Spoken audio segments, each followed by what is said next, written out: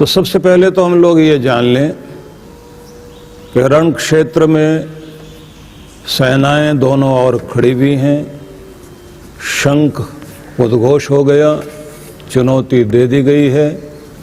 अर्जुन भी अपने हाथ में धनुष लेकर एक बार तो उठा चुका है और लगता है कि वह भी उत्तर देने के लिए तैयार है। ऐसी स्थिति के साथ ही उसने जब ये कहा कि आप मुझे उस बिंदु पर खड़ा कर दें, उस मध्य स्थान पर जहाँ से मैं दोनों सेनाओं को देखूं और मुझे ये समझ आ जाए कि मुझे युद्ध किन के साथ करना है, तो उसी के साथ जैसे उसने अपने सगे संबंधी देखे तो उनको देखने के साथ ही उसके मन में विषाद उत्पन्न हुआ।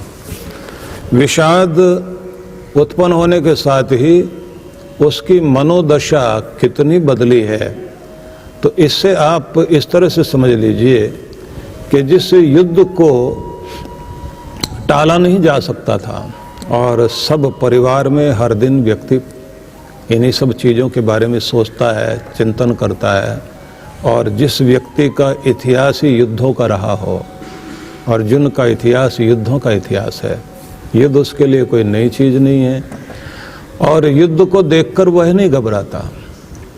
उसे समस्या ये है कि जो सामने खड़े हुए हैं वे कौन, मेरे अपने लोग, और वो किस लिए खड़े हुए हैं लड़ने के लिए, क्योंकि वो चाहते हैं कि धन मिले, पद प्रतिष्ठा मिल जाए, राज्य मिल जाए, सुख भोग मिल जाए, और उसके कारण वे लोग अपनों की ही जान लेने को तैयार हैं। पर मैं जिनकी गोदी में खेला हूँ, बड़ा हूँ, जिनसे शिक्षाएं पाई हैं, अगर वे भी दूसरे पक्ष में जाकर खड़े हो गए तो फिर मैं लड़ूं क्यों।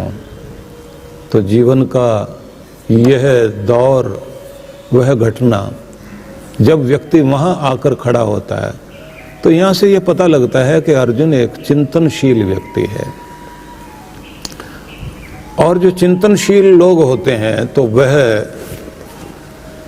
सीधे सीधे कोई आर्डर मानकर किसी चीज़ को करने लग जाएं, ऐसा नहीं होता। वो विचार करने लग जाते हैं और वो भी विचार करने लग गया है कि ये क्या स्थिति है, क्यों हम यहाँ तक पहुँच गए। लेकिन इससे पहले ये ज़रूर आप सोच लीजिए कि सारी चीज़ें तैयार हो गई हों, बाराती भी आ गए, बैंड बाजा भी बज रहा है और दूल्हे को ले जाकर स्वागत सत्कार करने के साथ दोनों तरफ से मंत्रोच्चार करते हुए और जाकर उसे उस पाणी ग्रहण करने के लिए वेदी पर बैठा दिया गया हो और दुल्हन भी सामने आ गई हो और वह दुल्हन भी उसकी खुद की पसंद की है।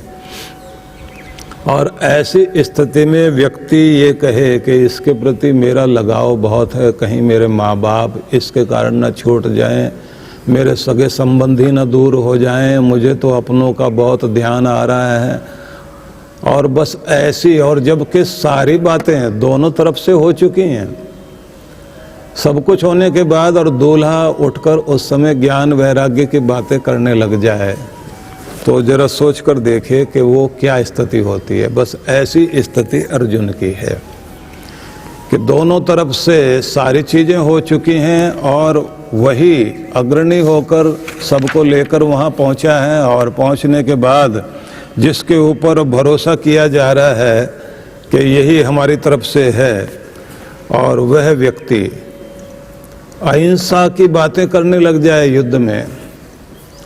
मतलब ये कि शादी के समय में कोई व्यक्ति जो है वैराग्य के गीत गाने बैठ जाए, उस समय जो है ऐसे ऐसे गाने गाए, संसार मोह माया है, इस सब से विरक्त हो जाना चाहिए।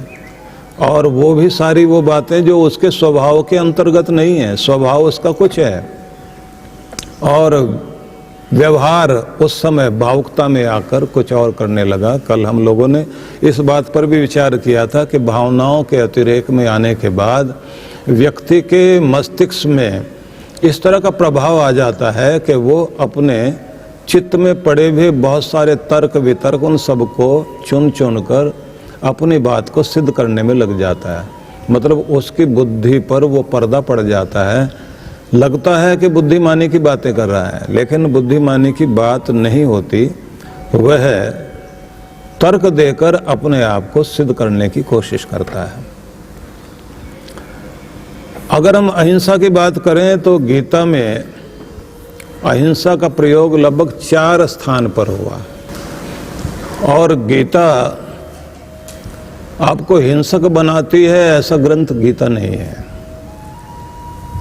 लेकिन जीवन के उन सभी रूपों को समझाने की चेष्टा गीता करती है कि जिससे हमें ये समझ में आ सके कि जीवन के सब अंग हैं, एक अंग से कार्य नहीं चलता। कभी आपको थोड़े रोष में आकर भी अपने सामने आई हुई विपरीत परिस्थितियों को हटाना पड़ता है, कहीं झुकना पड़ता है, कहीं झुकाना पड़ता है, कहीं मानना पड़ता है, कहीं मनवाना पड़ता है, कहीं आपको दबना पड़ता है और कहीं आपको दबाना पड़ता है। जीवन के इन सारे रूपों के साथ ही आप जीवन में जी सकते हैं, एक रूप में आप जीवन नहीं जी सकते। लेकिन यहाँ अर्जुन अपनी आसक्ति को अहिंसा का नाम दे रहा है। ये बड़ी विचित्र बात है कि अपनी आसक्ति, अपना मोह, अपनी अटैचमेंट को, उस सब को वो एक नाम दे रहा है, अहिंसा। और कोई व्यक्ति इस तरह के मोह में पड़ा हुआ हो तो उस व्यक्ति की स्थिति वैसी हो जाती है कि जैसे आपने भंवरे का नाम सुना है, देखा भी होगा। भंवरे का डंक बड़ा अद्भुत होता है, इतना अद्भुत डंक होता है कि लकड़ी को काटकर बाहर आ जाए, और सबसे ज़्यादा छेद करने में मुश्किल आती है बांस में। बांस में छेद करे गोलाई में तो बड़ा मुश्किल होता है, लेकिन भंवरा उसको भी ऐसा छेद बना देता है कि ऐसा तो कोई कारपेंटर भी नहीं बना पाएगा। बड़ा अद्भुत डंक होता है उसका। लेकिन अगर वो कमल के अंदर बैठा हुआ हो और सांझ हो जाए और एकाएक कमल बंद हो जाए तो उसके अंदर बैठा बैठा आवाज निकालता रहेगा, लेकिन उसको काट कर बाहर नहीं आएगा। और जबकि कमल की पंखड़ियां इतनी कोमल होती है, क्योंकि उसके साथ उसको इतना मोह हो जाता है कि उस समय दिग्भ्रमित भ्रमित हुआ मन जैसे होता है, उस तरह से उसकी स्थिति होती है।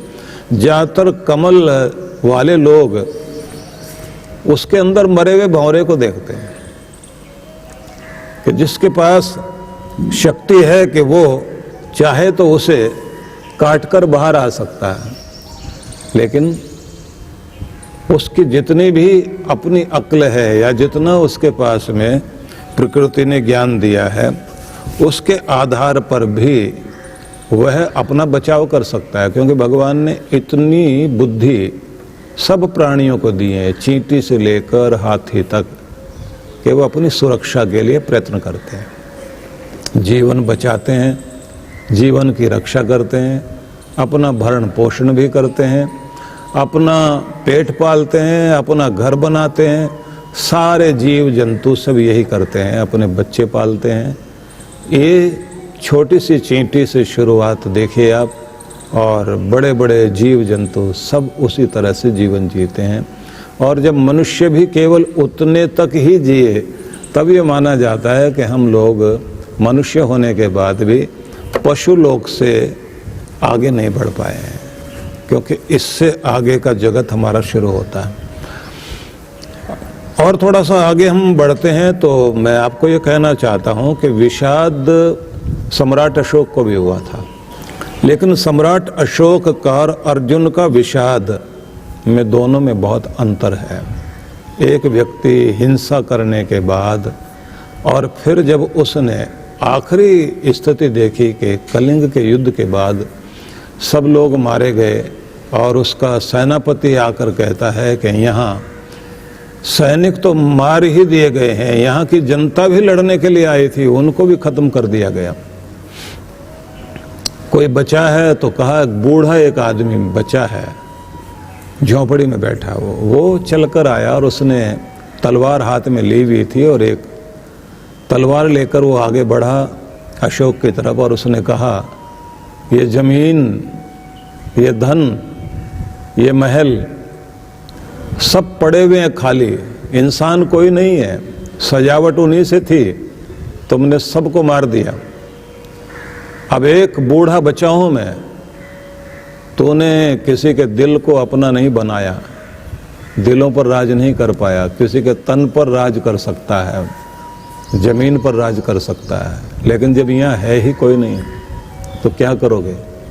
और उसी के साथ उस बूढ़े से चला नहीं जा रहा था, हाथ में तलवार लेकर फिर भी घृणा के साथ लड़ने के लिए आगे आया और पीछे से एक तीर उसको लगा और वो मरा।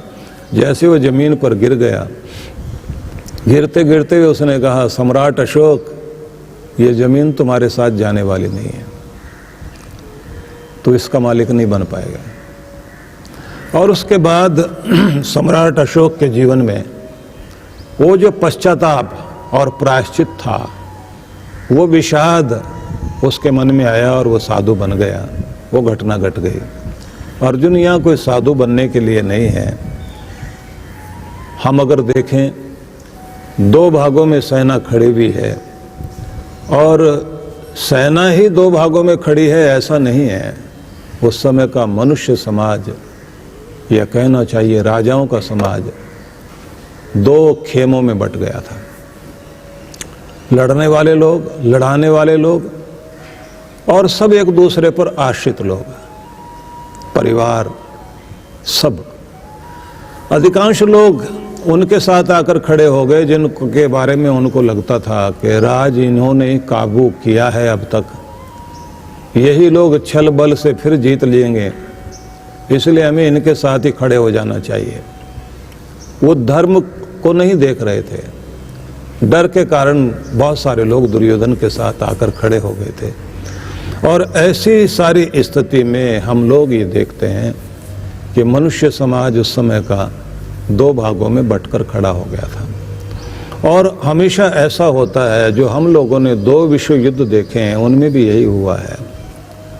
दो भागों में पूरा विश्व बट गया और मित्र राष्ट्र खड़े हो गए, दूसरे राष्ट्र खड़े हो गए, और उसी तरह की स्थितियां सामने आती रहती हैं। ये खेमे बनते रहते हैं, यही घरों में होता है। रिश्तेदार भी दो भागों में बट जाते हैं। और कुछ लोग वे होते हैं जो दोनों को उकसाने में, भड़काने में लगे रहते हैं, क्योंकि मुर्गों का तमाशा देखने वाले बहुत सारे लोग होते हैं, और उसके बाद वो वहीं से हाथ हिला हिला करके उनको जोश दिला रहे होते हैं। यही संसार का नियम है, कोई लड़ने को तैयार है, कोई लड़ाने को तैयार है।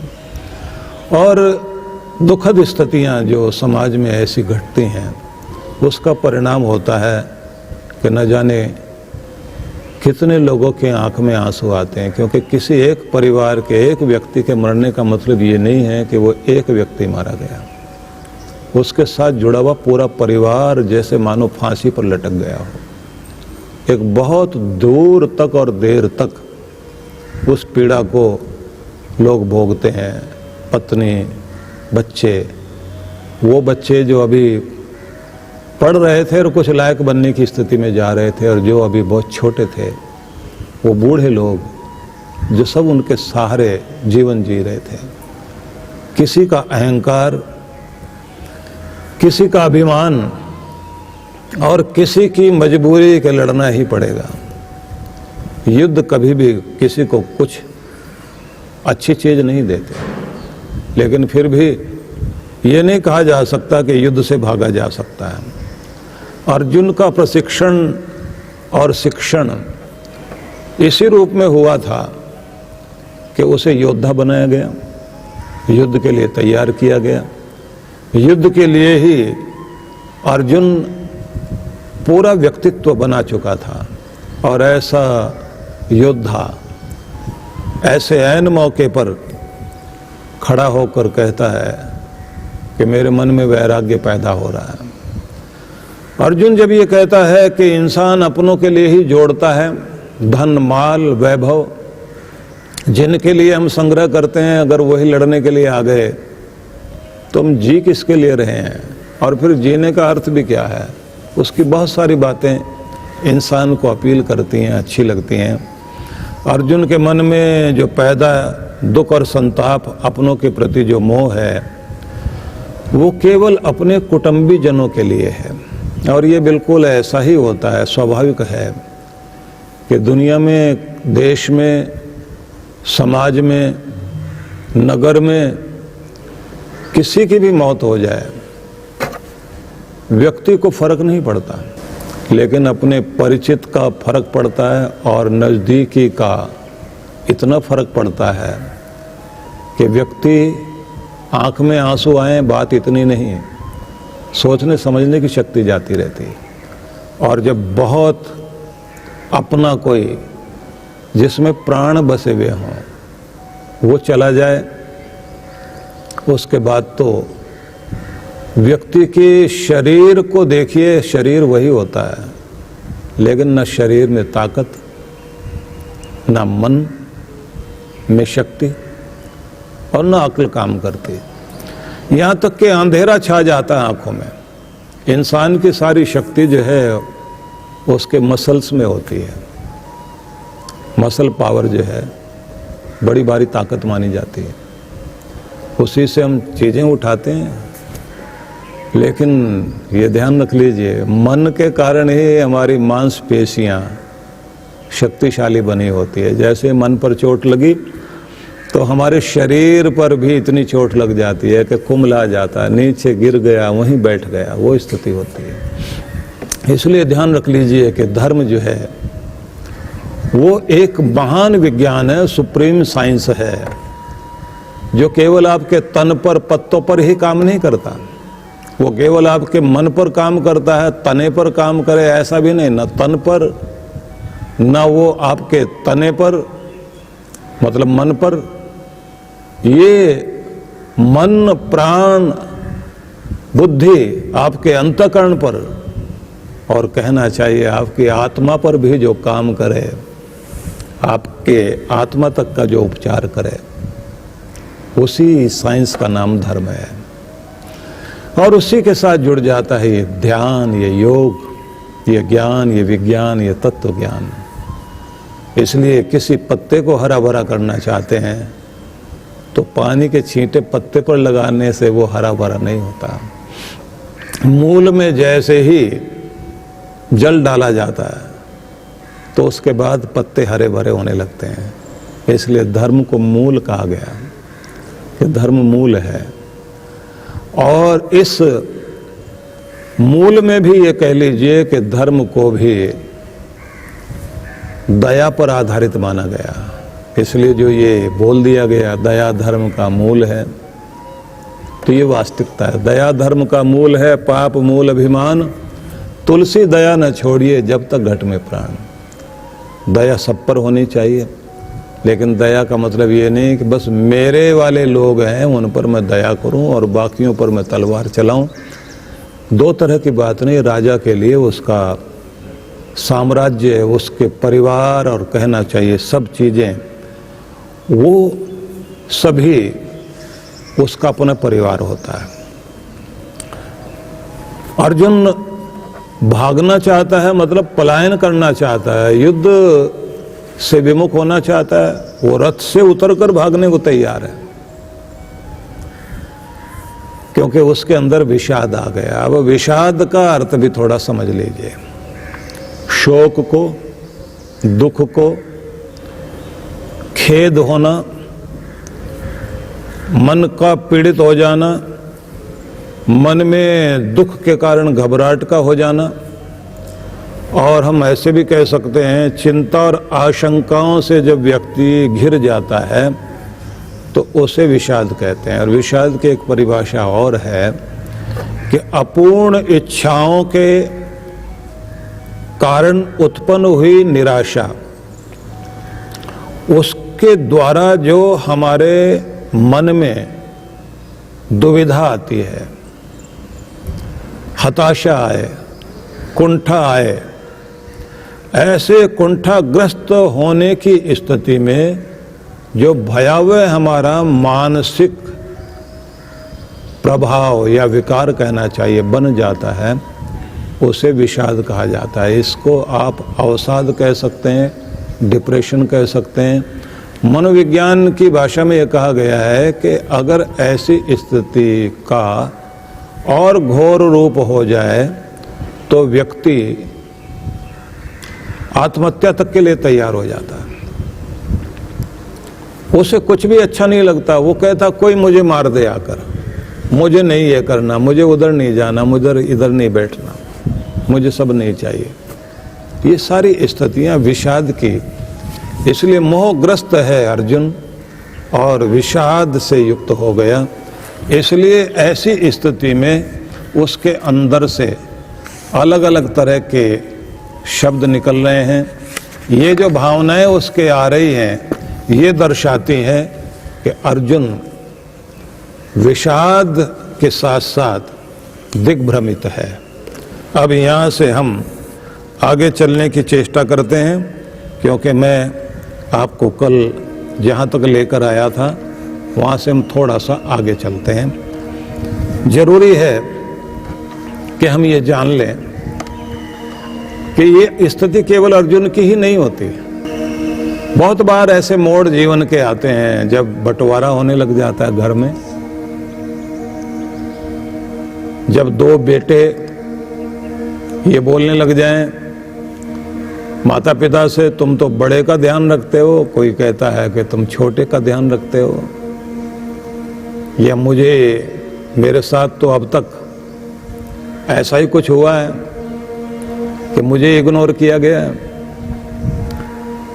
और कभी कभी बहुत अलग तरह की बात भी, महाभारत को आप पढ़ते हैं ना तो मुझे भीम की बात याद आती है।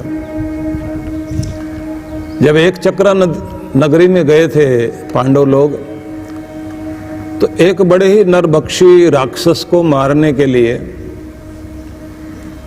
इनमें से किसी एक को जाना था, क्योंकि वो बलि किसी न किसी एक व्यक्ति की बलि चढ़ती थी उस गांव में। ये राक्षस जो है वो एक घर से एक आदमी को उसको खाना होता था, रोज एक आदमी चाहिए उसको, जिसको जो है वो मांसाहारी व्यक्ति था और वो भी नरभक्षी।